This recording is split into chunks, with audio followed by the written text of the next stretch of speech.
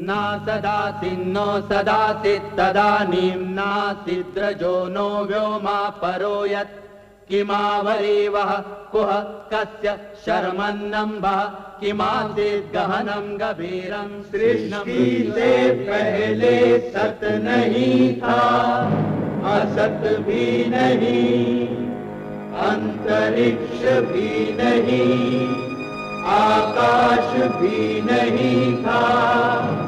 छिपा था क्या, कहाँ, किसने ढका था? उस पल तो अगम अतल जल भी कहाँ था।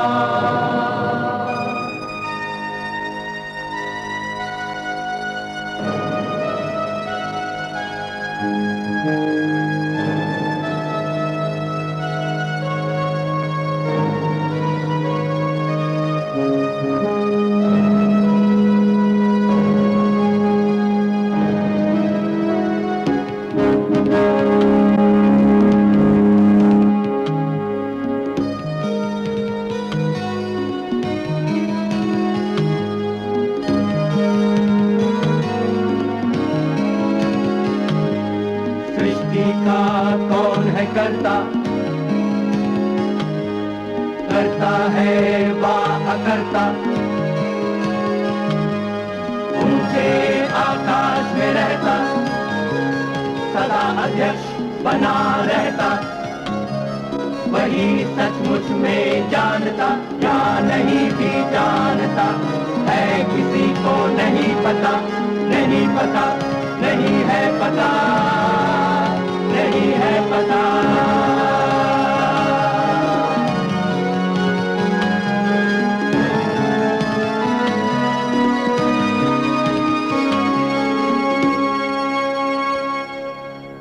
1857 के विद्रोह के फौरन बाद अंग्रेजों ने मुसलमानों को खूब दबा कर रखा, क्योंकि अंग्रेजों की नजर में मुसलमान ज्यादा आक्रामक थे। फिर हिंदुस्तान पर हुक्मरान रहने की यादें भी उनमें ताजा थीं। इसके अलावा मुसलमान नई तालीम और सरकारी नौकरियों से कतराते थे, जिससे अंग्रेजों का शक और बढ़ा। अब इसके बरखिलाफ हिंदुओं ने आसानी से नई तालीम, अंग्रेजी की और सरकारी नौकरियों को स्वीकार किया और ज्यादा फर्माबरदार भी लगते थे। इसलिए 1857 तक मुसलमानों में अंग्रेजी जानने वाला मध्यम वर्ग नहीं के बराबर था, और मुस्लिम समाज का वो भाग जिसमें से मध्यम वर्ग यानी बुर्जुआई तबका उभर सकता था, अंग्रेजों से सख्त नफरत भी करता था और कदामत पसंद भी था।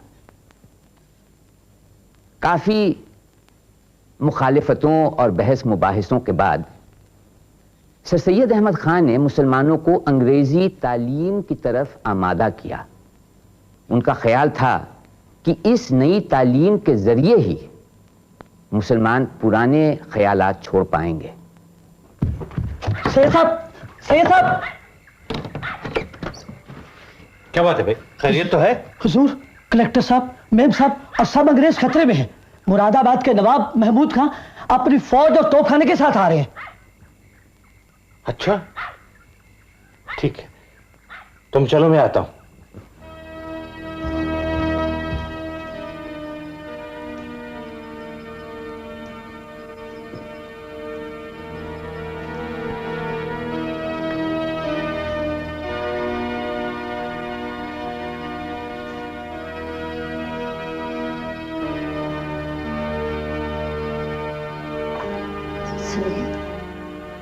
आप अकेले जाएंगे? नहीं, कुछ वफादार सिपाही मेरे साथ जा रहे हैं। रजब अली और कुछ आदमियों को यहां छोड़कर मैं जा रहा हूं। अगर मैं मारा जाऊं तो इन दो बच्चों को लेकर किसी अमन की जगह चली जाना। अच्छा, अल्लाह हाफिज।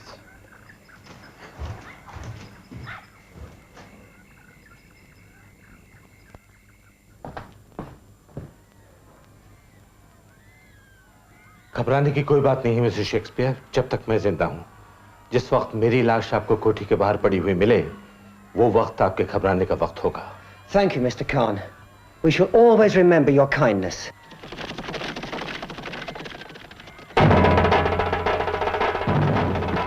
Please don't go outside. घबराइए नहीं मिसेस शेक्सपियर, मैं नवाब महमूद को जानता हूं।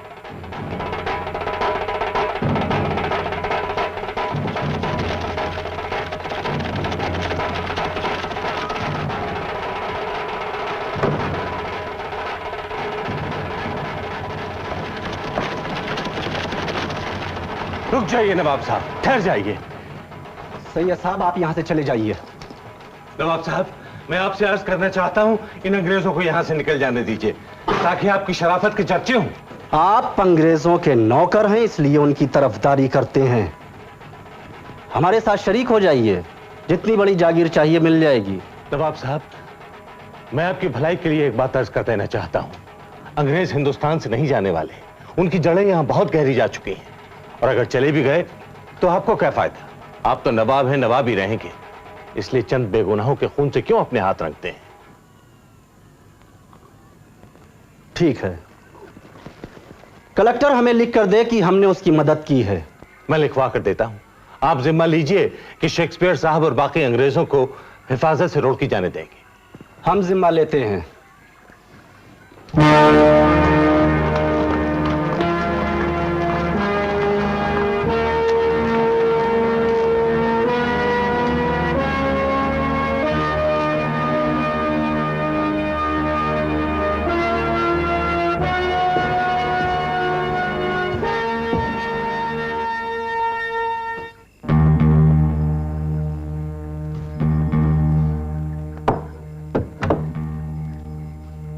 क्या हुआ?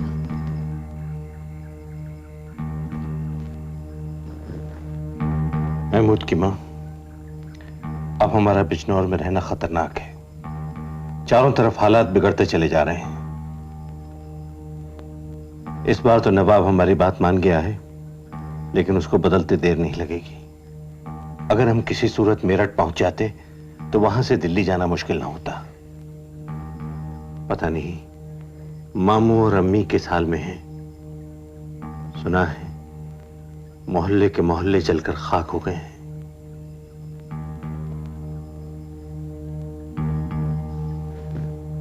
महमूद, हमीद बेटा, उठो बच्चे।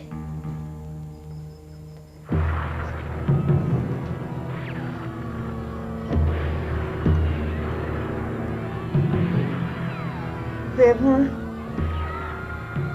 अब तो ये मुआ घोड़े का दाना भी हलक से नहीं उतरता। कहीं से एक बूंद पानी मिल जाता।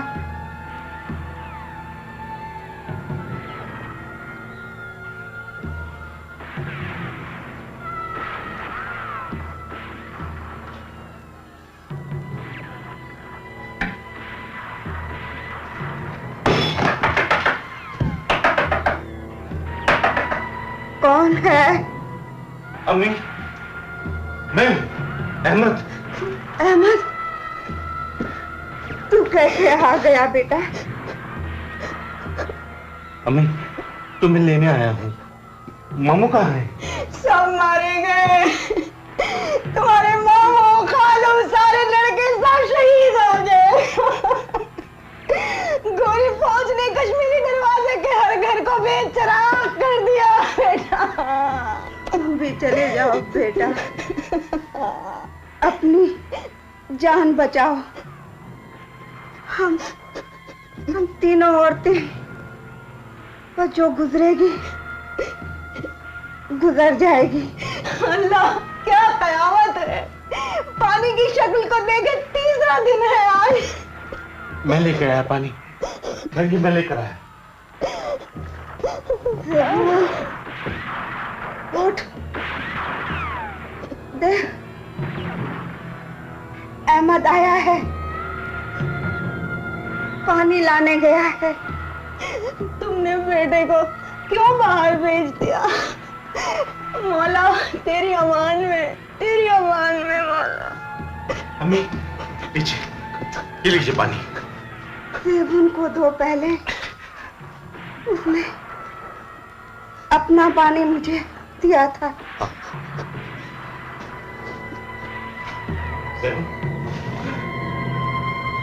सेबुल, हाय बदनसीब, हाय बदनसीब। हाला, रोने का वक्त नहीं है। दूर दूर तक कोई सवारी नहीं है। बड़ी मुश्किल से डाक की शिकन मिली है। मेरठ पहुंच जाए किसी तरह, नहीं तो सितम हो जाएगा। चलो अम्मी। चलो बेटा, चलो।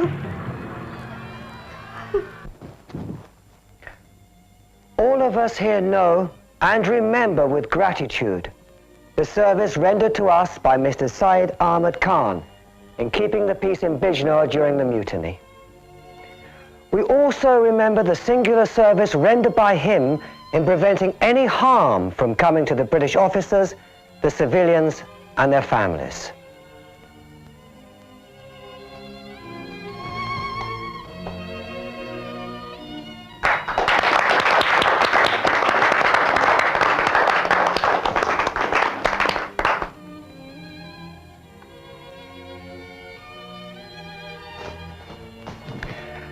I would like to read out a message from the Viceroy on this occasion.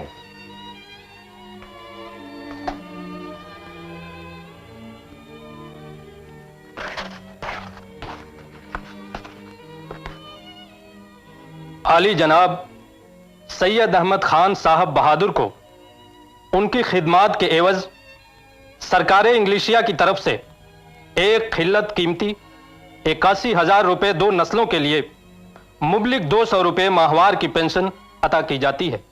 इसके अलावा कलेक्टर साहब बहादुर की सिफारिश पर सैयद अहमद खान साहब को तालुका जहानाबाद और चांदपुर जिला बिजनौर की जागीर जो बागियों से जब्त की गई है और जिसकी मालियत 1 लाख रुपए से ज्यादा की है, अता की जाती है।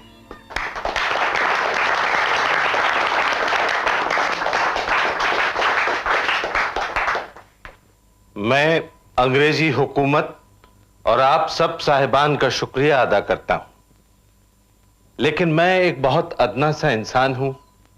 मेरी जरूरतों के लिए 200 रुपया महीना पेंशन और मेरी तनख्वाह काफी है। मैं जागीर लेकर क्या करूंगा हुजूर?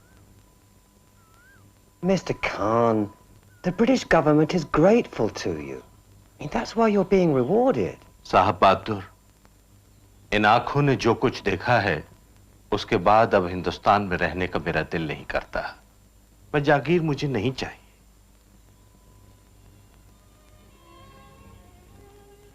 Khan Saab, you saved my life and my family's too. You're like a brother to me. Now tell me, why won't you accept the Jagir? हुजूर, एक भाई के खून से दूसरा भाई प्यास बुझाए, ये कैसे हो सकता है? But the land you've been given belonged to a mutineer. सरकार के नजदीक बाकी वही लोग होने चाहिए जो अब या आगे चलकर सरकार का मुकाबला करें। चंद सिपाहियों की हुक्मदुली और रियाया का आपस में फसाद बगावत कैसे कहा जाएगा? So in your opinion, the British have misunderstood the revolt? जी हां हुजूर, सिपाहियों की हुक्मदुली को बगावत नहीं कहा जा सकता और उसकी सजा आम रियाया को देना तो जुल्म है।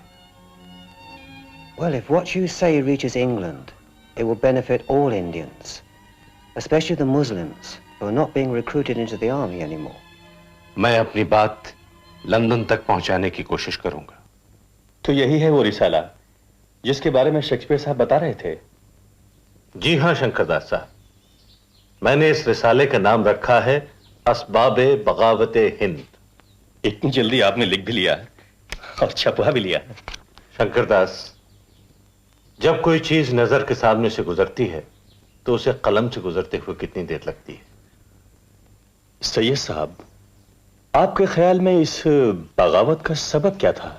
5 बुनियादी बातें थीं जिनकी वजह से यह बगावत फैली। पहली, रियाया में गलतफहमी। हम लोगों ने अंग्रेजी सरकार की तजवीजों को गलत समझा।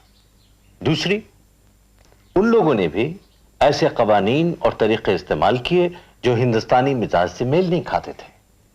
तीसरी, उन्हें हमारे असली हालात और परेशानियों से नावाकिफियत थी। चौथी, हिंदुओं और मुसलमानों के बारे में उन्होंने अलग अलग पॉलिसी अख्तियार की। 5वीं, फौज में बदइंतजामी, और सबसे अहम बात यह कि लेजिस्लेटिव काउंसिल में हम लोगों को शरीक न करना। ये 5 बुनियादी बातें थीं जिनकी वजह से बगावत फैली। लाखों लोग मारे गए, करोड़ों बेघर बार हो गए, और हिंदुस्तानियों पर बागी होने का कलंक हमेशा के लिए लग गया। तो इन रिसालों को आप बांटेंगे क्या? हुकूमत को भेजूंगा। लंदन की पार्लियामेंट के हर मेंबर को एक एक कॉपी भेजूंगा। सैयद साहब, मेरी मानिए तो इन रिसालों को आप चला डालिए, क्योंकि इन्हें पढ़ने के बाद आपको भी बागी समझा जाएगा। अपनी जान खतरे में न डालिए। शंकरदास, कुछ काम ऐसे होते हैं जिनमें अगर जान भी चली जाए तो कोई मजाक नहीं। तुम्हें अंग्रेजी आती है? तुम इन पर पते लिखो। 500 से कुछ ज्यादा होंगे। मैं तब तक खुदा से दुआ मांगता हूं कि वो मेरी मेहनत कबूल करे।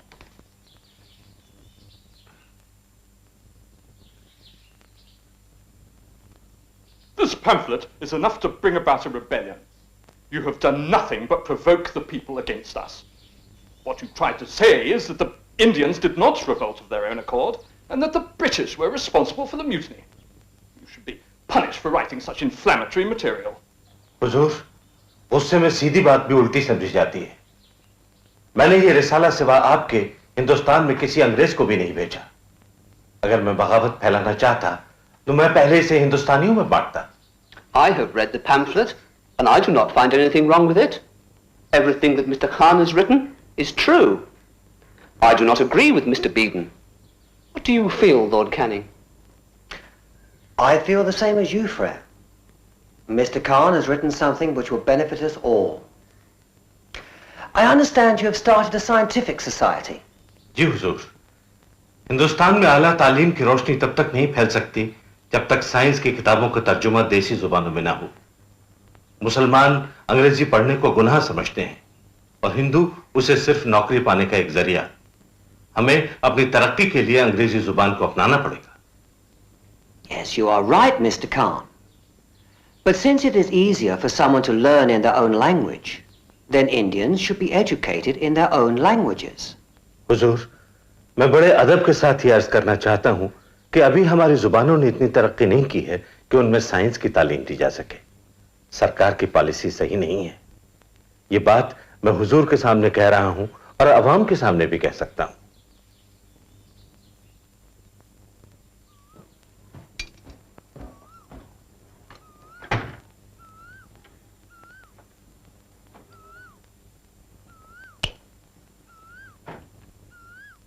अरे भाई बेगम, कल से मुरादाबाद में हमारा अंग्रेजी स्कूल शुरू हो रहा है। तुमने लड़कों के कपड़े वगैरह तो ठीक कर दिए हैं ना? मैं अपने बेटों को अंग्रेजी स्कूल में पढ़ाकर क्रिस्तान नहीं बनाऊंगी। अरे क्या बात कर रही हो बेगम? बगैर अंग्रेजी के वो कहीं के नहीं रहेंगे। आपने कौन सी अंग्रेजी पढ़ी हुई है? मेरी बात जाने दो, वो वक्त और था, लेकिन अब सरकारी नौकरी बगैर अंग्रेजी के नहीं मिलेगी। बंगाल में बंगाली बाबू अंग्रेजी पढ़ पढ़ कर मुल्क भर में ऊंचे ऊंचे ओहदे पा रहे हैं। और रहा सवाल फौज का, तो वहां तो मुसलमानों को भर्ती किया नहीं जा रहा है। रही वकालत, वकालत में भी उर्दू की जगह अंग्रेजी आ गई। अरे अब तो यूपी के मुसलमान ही नहीं, हिंदू भी अंग्रेजी से नहीं कतरा सकेंगे। ठीक है, आप अपने बेटों को अंग्रेजी पढ़ाइए, लेकिन मैं उन्हें आपकी तरफ कोट पतलून नहीं पहनने दूंगी।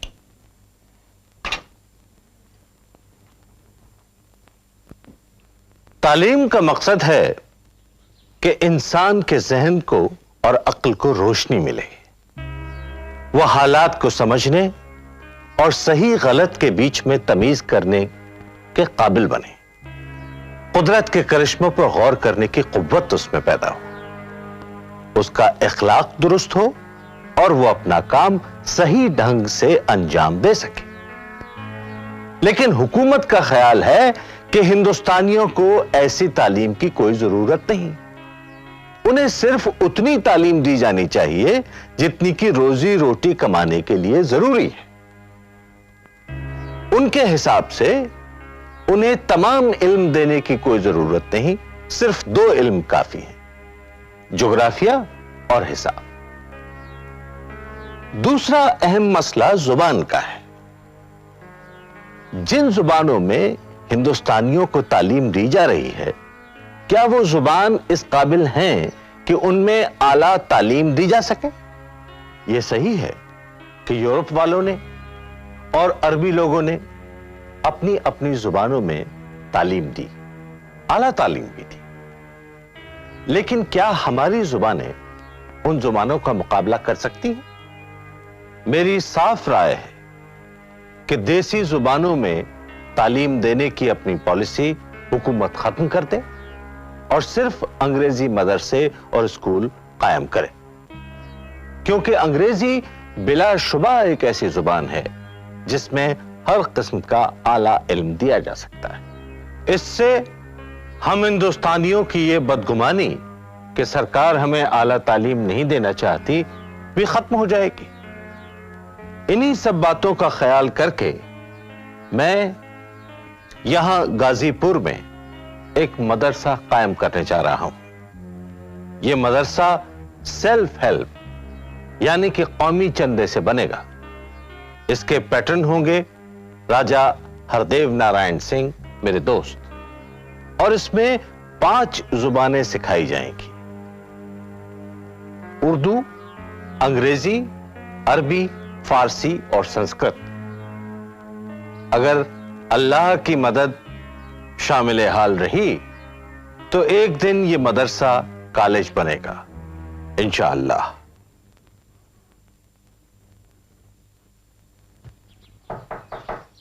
हजूर, छापे खाने से आदमी आया है और अखबार के फर्मे लाया है। अच्छा, लाओ भाई लाओ।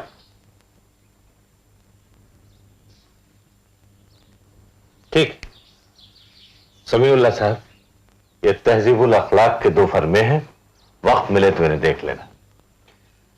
ये अखबार फिर शुरू करके अब अच्छा नहीं कर रहे हैं सैयद साहब। पिछली मरतबे भी इसी की वजह से हंगामा हुआ था। हंगामा तो हमारी तहरीर की वजह से हुआ था। एक ही बात है, आप ऐसी बातें लिखते ही क्यों हैं जो लोगों की समझ में ना आए? अगर सच लोगों की समझ में ना आए तो क्या सच बोलना छोड़ दें? ऐसा सच जिसमें फसाद का अंदेशा हो बोलने से मना किया जाए। अरे भाई समीउल्लाह, मैं क्या कहता हूं? मैं यही कहता हूं कि तरक्की कदामत परस्ती और वहम परस्ती से नहीं हो सकती, पुराने ख्यालात से चिपके रहने से नहीं हो सकती, साइंस के जरिए हो सकती। तो क्या मैं झूठ कहता हूं? और अगर मैं यह कहता हूं कि अंग्रेजों की तमाम तरक्की साइंस की वजह से हुई है तो क्या गलत कहता हूं? देखिए, साइंस और मजहब को अलग रखना ही बेहतर है। उलमा कहते हैं कि साइंस कुरान के खिलाफ है। गलत कहते हैं। साइंस नेचर का कानून है। नेचर यानी कायनात अल्लाह की तख्लीक है और कुरान अल्लाह का कलाम है। कुरान और साइंस तो एक दूसरे के खिलाफ हो ही नहीं सकते। लोग कह रहे हैं कि आप ये सब इसलिए कहते हैं कि आप अंग्रेजों के हामी हैं। उनकी हर बात की, चाहे वो गलत हो या सही हो, आप तायीद करते हैं। और मेरी भी एक बात समझ में नहीं आ रही सैयद साहब, आपने तो चेचक के टीके लगवाने के हक में बिल पास करवाया, और फिर अंग्रेजों के साथ खाने पीने को भी आप गुनाह नहीं समझते। इस बात पर आपके खिलाफ फतवे तक जारी हुए हैं। आप 50 इल्जाम लगा लीजिए मुझ पर, मैं नहीं बदलने का। मैं सच कह रहा हूं सैयद साहब, आधे से ज्यादा लोगों की समझ में आपकी बातें नहीं आती। भाई मैं तो बहुत सीधी सादी जुबान में बात करता हूं। आपका मकसद समझ में नहीं आता है। ये साइंटिफिक सोसाइटियां, किताबों के तर्जुमे, लेक्चर, फिर अंग्रेजी तालीम की चर्चा, और कभी ये लिखना कि सारे मजहब एक हैं, कभी ये कहना कि तालीम मजहब से अलग है। बताइए सुनने वाला क्या समझे, आप क्या चाहते हैं?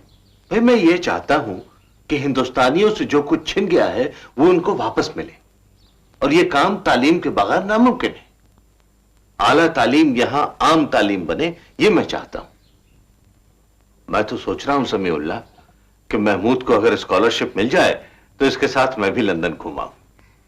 वहां जाने की क्या जरूरत है, गोरे तो हर शहर में दिखाई देते हैं। भाई समीउल्लाह, मैं गोरे देखने नहीं जा रहा हूं, मैं उनकी तरक्की देखने जा रहा हूं। मैं ये देखने जा रहा हूं कि एक छोटा सा जजीरा किस तरह दुनिया भर पर अपना परचम लहरा सकता है। मैं वहां जाकर हिंदुस्तान के लिए एक नजरिया कायम करना चाहता हूं। मैं चाहता हूं कि इस तजुर्बे से अपने मुल्क को फायदा पहुंचे। मैं उनके स्कूल कॉलेज देखकर यहां पर नई तालीम के इदारे कायम करना चाहता हूं। अब हुई बात साफ? आई, बिस्मिल्लाह करें। बिस्मिल्लाह। सर सैयद अपने बहुत से समकालीनों की तरह अंग्रेजों की सराहना करते थे और उनके यूरोप के सफर ने उन पर और भी गहरा असर छोड़ा। 19वीं सदी का पश्चिमी यूरोप अपनी तहजीब की बुलंदी पर था, इसलिए कोई हैरत की बात नहीं कि जो भी हिंदुस्तानी वहां गए वहां की शान और शौकत से चकित से रह गए। 1869 में इंग्लिस्तान से भेजे खत में से सैयद लिखते हैं, जो कुछ मैंने यहां देखा है वो हिंदुस्तान के किसी भी बाशिंदे के वहम और गुमान में भी नहीं आ सकता। इंसान में जो भी खूबियां पाई जा सकती हैं, रूहानी या दुनियावी, वो अल्लाह ताला ने यूरोप को बख्शी है और खास तौर से इंग्लिस्तान को इन खूबियों से नवाजा है। शायद सर सैयद ने बात को बढ़ा चढ़ाकर इसलिए कहा हो ताकि वो अपनी कौम को झकझोर कर आगे बढ़ने की प्रेरणा दें। यह कदम पश्चिमी तालीम की ओर ही हो सकता था। सर सैयद की जोरदार और पुरअसर शख्सियत ने मुसलमानों को यह राह अपनाने में काफी मुतासिर किया और अलीगढ़ में यूनिवर्सिटी कायम करना उनके अरमानों और उम्मीदों का एक प्रतीक बन गया। मेरा तो ख्याल है आप ये यूनिवर्सिटी बनाने का ख्याल छोड़ दें सही सर। इसलिए कि सरकार ग्रांट एंड एड नहीं देगी। इसलिए भी कि यूनिवर्सिटी के लिए आप 10 लाख रुपए जमा करना चाहते हैं, वो भी उस कौम से जो बेचारी 10,000 भी नहीं दे सकती। पैसे का इंतजाम तो अल्लाह करेगा, लेकिन आप ये बताइए मोहसिन मुल्क कि हमारा मकसद क्या है? हमारा मकसद क्या सिर्फ किताबी तालीम देना है? बिल्कुल नहीं। मैं एक अलग किस्म की यूनिवर्सिटी कायम करना चाहता हूं। मैं चाहता हूं कि कैम्ब्रिज यूनिवर्सिटी की तरह हमारे बच्चों को भी हम आगे फेलोशिप दें।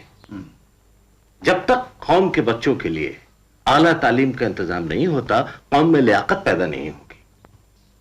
मैं चाहता हूं कि जो तालिब इल्म डिग्री हासिल कर ले, उसे उस इल्म में जिसमें कि वो दिलचस्पी रखता हो, हम आगे फेलोशिप दें। नहीं, आपका ख्याल बहुत उम्दा है सैयद साहब, लेकिन ऐसी यूनिवर्सिटी इस कौम के भरोसे पर कायम करना आसान काम नहीं है। यूनिवर्सिटी की रट लगाने से फायदा क्या है? ना नौमन तेल होगा, ना राधा नाचेगी, ना 10 लाख रुपए जमा होंगे, ना यूनिवर्सिटी बनेगी। भाई इनायत रसूल, आप इतनी जल्दी मायूस ना हुआ करें। ये मायूसी की बात नहीं है सैयद साहब, हकीकत है। मैं खुद चाहता हूं कि कौम के बच्चे पढ़ें, लेकिन मैं उन्हें अंग्रेज बनाने के खिलाफ हूं। आप वही बात कर रहे हैं जो हमारे दुश्मन करते हैं। हम दुश्मनों को मौका देते हैं, तभी तो वो ऐसी बातें करते हैं। लोगों को शक है कि आप तालिब इल्मों पर अपने नजरी ख्याल थोपकर उन्हें लामज़ब कर देंगे। ठीक है, मेरा तालिब इल्मों से कोई वास्ता नहीं रहेगा।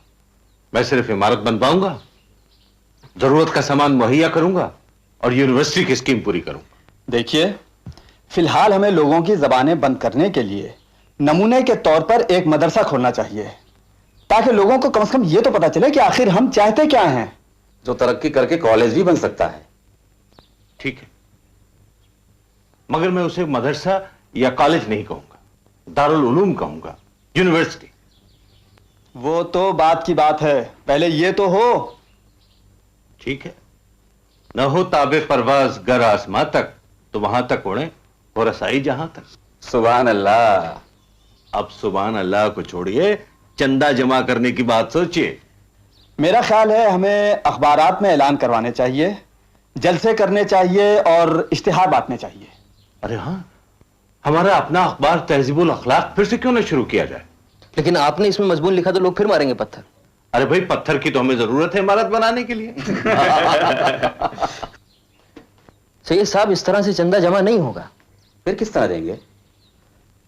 आलिमों से कहलवाया जाए कि ऐसे मदरसे के लिए चंदा देना जायज है। ये डिप्टी कलेक्टर कानपुर मौलवी इमदादुल अली का बयान सुनिए। जो आलिम ये कहते हैं कि इस मदरसे के लिए चंदा देना जायज है, वो झूठे हैं।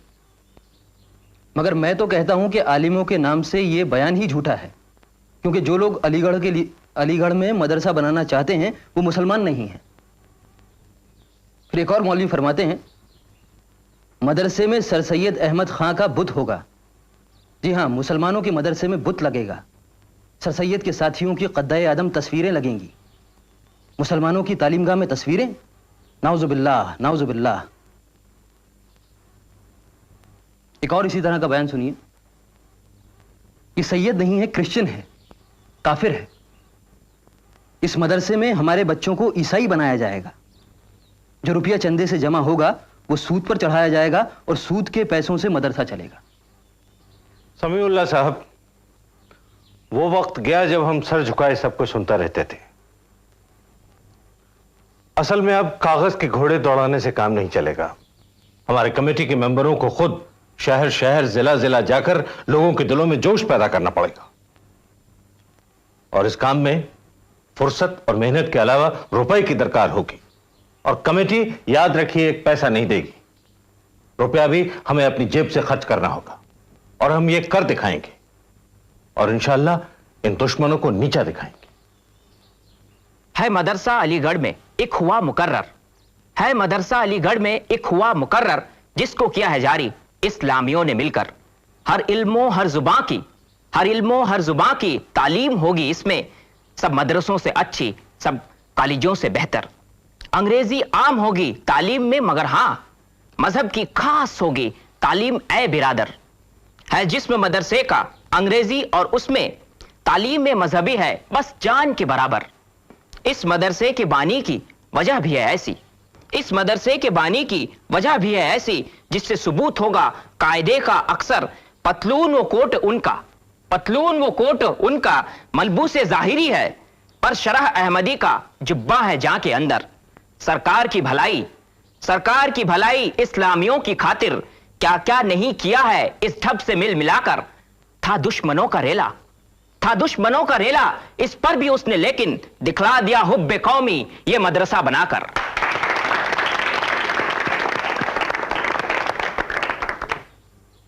ये मदरसा इंतहा नहीं, इब्तिदा है। इसको कायम करने का यह मकसद है कि जो लोग मुझे कोसते हैं, गालियां देते हैं, नेचरी कहते हैं, बहकाने वाला बताते हैं, वो खुद देख लें आकर कि हम किस तरह की तालीम उनके बच्चों को देना चाहते हैं, उन्हें क्या सिखाना चाहते हैं। ये छोटा सा मदरसा जो हम खोलने जा रहे हैं, अल्लाह के फजल से एक दिन आलीशान यूनिवर्सिटी बनेगा। मैंने कलेक्टर साहब जनाब हेनरी लॉरेंस को एक दरख्वास्त दी।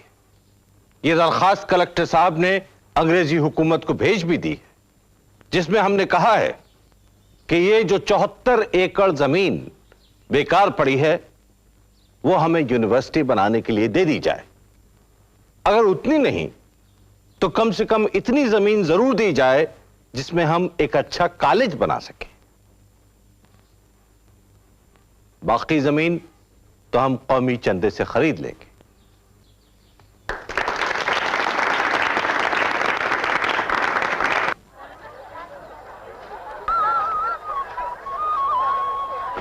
शुक्रिया भाई, आदा। अब भाई सुनिए जरा मदरसे के लिए कुछ। नहीं नहीं, मुझे अपने बच्चों को अंग्रेज नहीं बनाना है।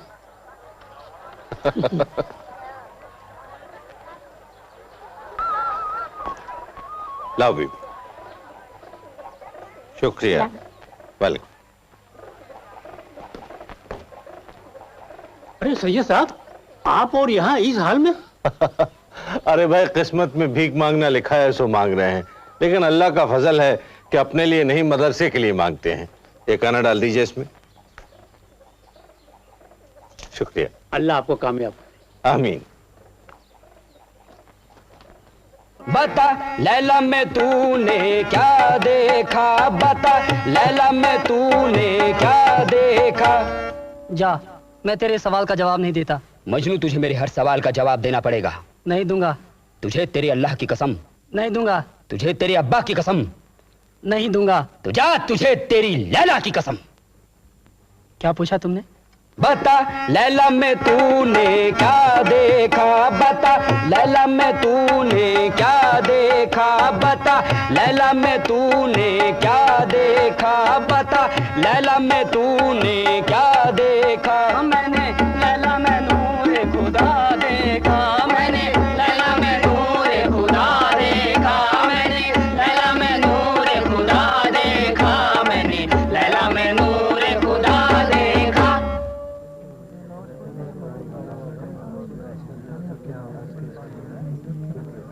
मुझे यहां स्टेज पर देखकर कौन लोग खुश नहीं? वही लोग जिनके दिलों में कौम के लिए मोहब्बत नहीं है, जिनके दिलों में झूठी शेखी भरी हुई है। अरे रईसों, दौलतमंदों, तुम ये मत समझो कि तुमने अपने बच्चों के लिए सब कुछ जुटा लिया है। तुमसे पहले भी बहुत से लोगों ने ऐसा सोचा था, लेकिन आज उनके बच्चों का क्या हाल है? यह हाल है कि हम उनके लिए स्टेज पर खड़े हुए हैं।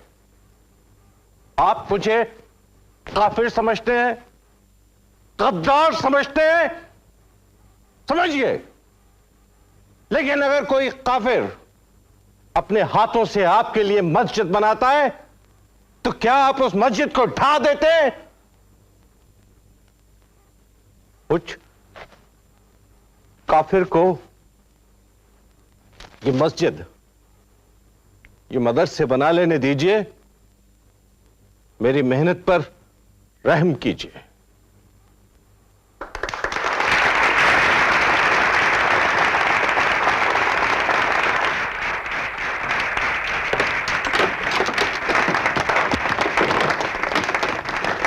आपकी वजह से मदरसे का नाम बदनाम हो रहा है, हमारे नाम पर कीचड़ उछाल रहे हैं लोग। तो पहले कौन से तमगे दिए जाते थे हमें?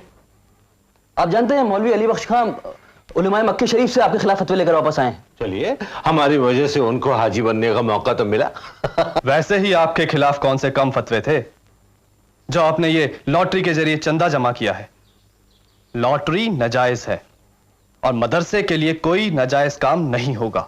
घबराइए नहीं, इसका गुनाह मेरे और आपके सर नहीं पड़ेगा, ये उन लोगों के सर पड़ेगा, वो दौलतमंद और रईस लोग जिन्होंने चंदा देने से इनकार कर दिया। अगर वो लोग चंदा देते तो ये हमें लॉटरी की जरूरत ही क्यों पड़ती? देखिए, मैं आपसे पहले भी कह चुका हूं कि अगर मदरसे में कोई भी काम मजहब के खिलाफ हुआ तो मैं यहां से चला जाऊंगा। मैंने कौन सा काम मजहब के खिलाफ किया है?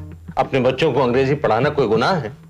उन्हें अंग्रेज बनाना गुनाह है। अरे भाई, क्या हर्ज है अगर हमारे बच्चे कल्चर में अंग्रेज हों और मजहब में मुसलमान? मैं आपसे बहस नहीं कर रहा, मगर मुझे यकीन है कि लॉटरी की सख्त मुखालिफत होगी। बिल्कुल नहीं होगी। बिल्कुल होगी। नहीं होगी। चाहे तो एक अशरफी की शर्त बदल लीजिए। बदल लीजिए, लेकिन पहले यह दिखाइए कि आपके पास अशरफी है या नहीं। है क्यों नहीं, ये देखिए।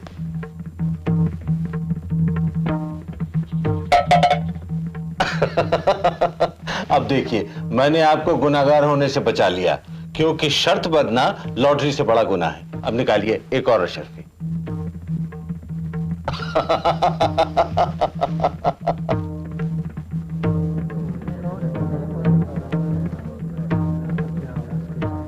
अरे भाई मौलवी साहब, सलाम वालेकुम। वालेकुम अस्सलाम। भाई हम तो आपको चंदा देते देते थक गए। मौलवी साहब, अब कोई दिन में हम मर जाएंगे, उसके बाद आपसे कौन चंदा मांगेगा? खुदा के वास्ते मरने की बात मत कीजिए। लीजिए, चंदा ले लीजिए। अगर आप मर गए भाई तो ये यूनिवर्सिटी कौन बनाएगा? खुदा हाफिज। ये कॉलेज आज जिसका संगे बुनियाद रखा गया है, एक तवील अरसे से मेरी जिंदगी का वाहिद मकसद रहा है। हमारी तमाम मुसीबतों और हमारी तरक्की का एक ही रास्ता है, एक ही हल है, तालीम। एक ऐसी तालीम जो सही मानों में तालीम हो, मेरी जिंदगी का मकसद रहा है। यह सच है कि ये मोहम्मदन एंग्लो ओरिएंटल कॉलेज किसी हद तक मेरी हकीर कोशिशों का नतीजा है, लेकिन मैं अकेला क्या करता? अगर मेरे हाथ ना होते, मेरे साथी ना होते,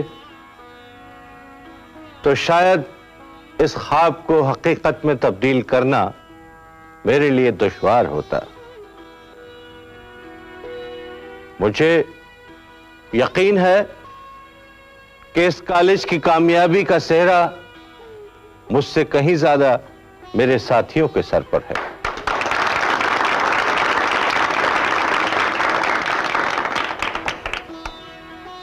मुझे ये देखकर इत्मीनान होता है अपने जिंदगी के आखिरी हिस्से में कि जिस काम ने मुझे इतने अरसे तक बांधे रखा,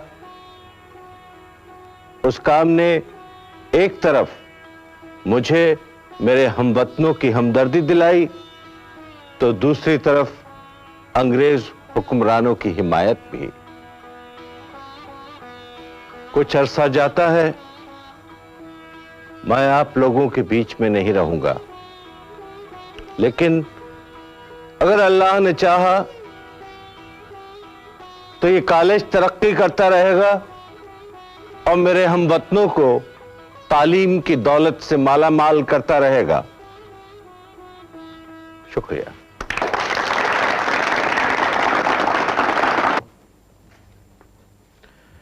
किसका खत है मोहसिन? सुरेंद्रनाथ बनर्जी का।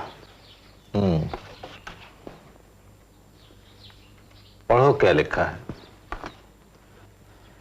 इसमें लिखा हुआ है कि एक इदारा कायम होने जा रहा है इंडियन नेशनल कांग्रेस के नाम से, जिसमें हिंदुस्तान के तमाम मुअद्दिर लोग शामिल हो रहे हैं।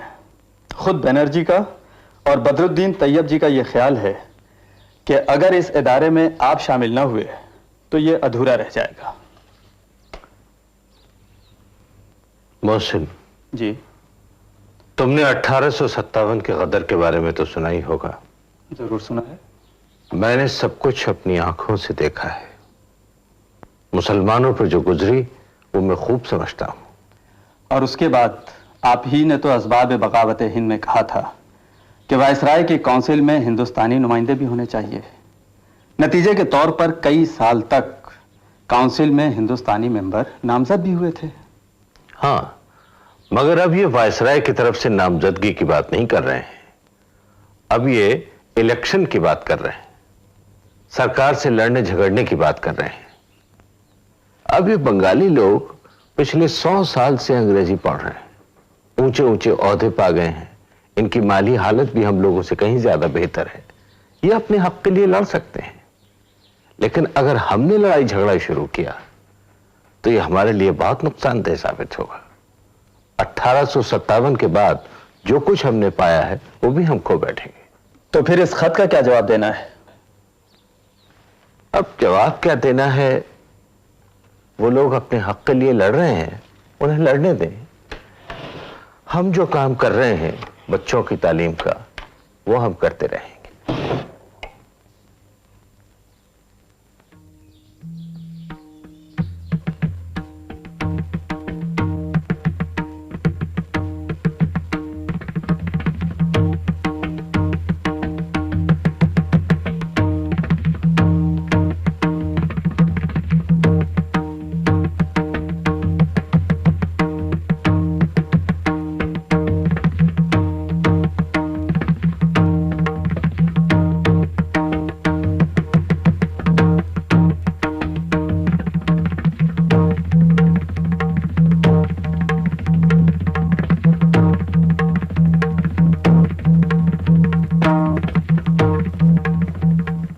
पश्चिमी तालीम पर ही पूरा जोर देने का सर सैयद का फैसला बिल्कुल सही था। उसके बिना मुसलमान नए राष्ट्रीय आंदोलन में अपनी मुनासिब जगह नहीं ले सकते थे और हमेशा हिंदुओं के छुट भैये बने रहते, क्योंकि हिंदुओं की आर्थिक हालत और तालीम उनसे ज्यादा विकसित थी। सर सैयद की सरगर्मियां हालांकि अब हमें बहुत साधारण लगती हैं, उस जमाने के लिए सही इनकलाबी दिशा में एक कदम था। वैसे उस जमाने के मुसलमान और हिंदू दोनों नरमवादी भी थे और अंग्रेजी शासन पर निर्भर भी।